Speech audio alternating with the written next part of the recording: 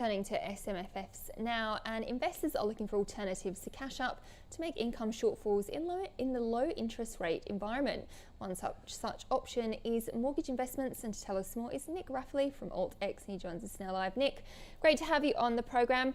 I mean, look, we are obviously in a low rate environment, so where do you turn in this sense? Do you look at fixed income? I mean, equities are obviously doing well. Where do you shift your portfolio focus?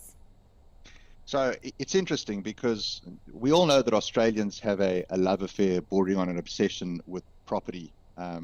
People place a lot of trust and confidence in bricks and mortar. We also know that for most Australians, their super fund, and for those who have them, SMSFs, are really their most substantial and most important savings and investment bucket. It's what people work their entire lives to kind of build and nurture and grow, so that they have a solid nest egg for retirement. So if you put those two ideas together, what you'd logically expect to see is lots of SMSF money invested in lots of property. So perhaps I put the question to you, what percentage of SMSF capital do you think is invested in property? Well, I'm assuming it's going to be low. Although, given where given the property market where it's gone, perhaps they've been attracted by that, or it depends on when you get into it, isn't it? So do you want to throw out a number? Because it's really interesting. Thanks, Andrew. No, come on, stop teasing us. Okay, so what I'll tell you is that depending on which ATO stats you look at, the number is anywhere between 5 and 8%.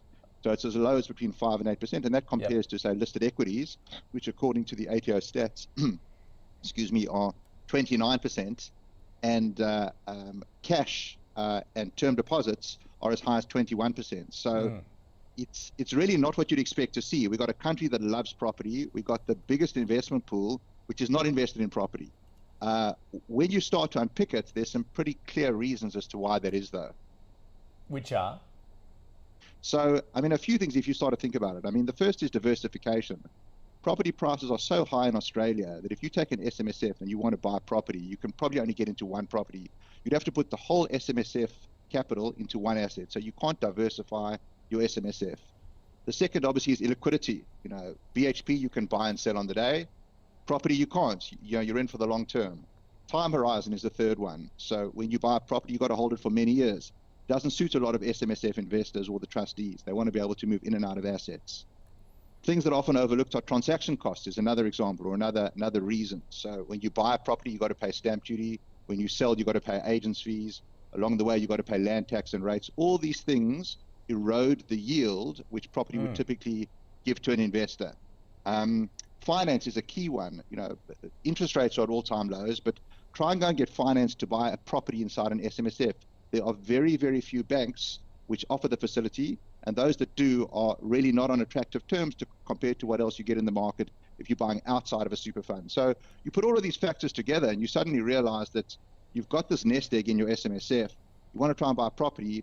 It's not that easy, and it doesn't really make sense. You have to go all into one property, and by the time you take into account all the different factors, the yield which you get year on year is whittled away through all the costs. It actually doesn't look that great at all. So there's actually a pretty logical reason why investors in SMSFs are not piling into direct property. But there's a bit of good news. There is another way, or there are other ways that investors in SMSFs can actually get property exposure. Yeah, they are the alternatives. So, okay, without doing Correct. it then directly, what are the options there, I guess, just as far as particularly listed and unlisted trusts, and also private debt? Sure. So obviously on the listed side, there's equities which take exposure to property. On the managed fund side, there's REITs as well, obviously. On the managed fund side, there would be managed funds which take exposure as well. One area which has grown significantly over the last decade, and it's really the space in which our business is focused, is providing investors with access to private real estate debt. So the idea there is don't try and buy the property, rather be the bank that provides capital to the owner of the property. So through that, what the investor gets is they get income in the form of yield paid by the borrower, and they get security. They get a mortgage over the property. So they get bricks and mortar security, plus they get a solid monthly yield. And just to throw out some numbers, depending on what sort of exposure the investor wants to take and what operator they're investing with, they can earn anywhere from 5 to 8% net returns through investing in private real estate debt. So they get the benefit of being exposed to property, but they also get yield, which is so valuable and so hard to come by in the current environment. So it's just a different way of thinking about how you actually want to get exposure to property. You get the exposure, but indirectly as opposed to directly. And how does that model change going forward as central banks start to hike those rates, including the RBA? Is that still an attractive potential, do you think? I think what we'll probably see that as rates rise, they kind of rise in unison. That's the way rates seem to move. So, in a higher interest rate environment, you potentially see a more attractive opportunity for investors in this asset class because the whole bracket of rates potentially moves up together. So I think that's possibly, one thing we may be likely to see. Rising rates may cause property prices to come off a bit. So investors in direct property may be a bit exposed there. Obviously, if you're investing in the debt of property, you're only taking exposure to a percentage of the value. So you'll still have some headroom cover. You'll still have some buffer that protects you in the event that rising rates cause property prices to come off a bit. Nick, how does this work for those SMSF members who are close to retirement? Of course, you normally find their clear objective is there for preservation of capital, and that's why they skew towards cash. How does this work into that thesis? So I think it plays quite well into that thesis because in this investment class, you're getting a yield, but with security. So when you invest in a private real estate debt transaction, as an investor, you get the benefit of the monthly interest which the borrower pays. In the same way they pay it to the bank, they're paying it to you as the investor. You get a mortgage over the property, so you have security over the property. In the event that the borrower doesn't pay you back, you have recourse to the property. You're able to go and sell the property to recover. And ultimately, you also have the guarantees provided by the sponsor, by the actual borrower. So the private investor really gets to sit or to be in the very same position that the bank is in. Now, when we discuss this concept with investors, we often open with the comment that you can open the newspaper every quarter and read about the billions and billions of dollars that the banks make in profit.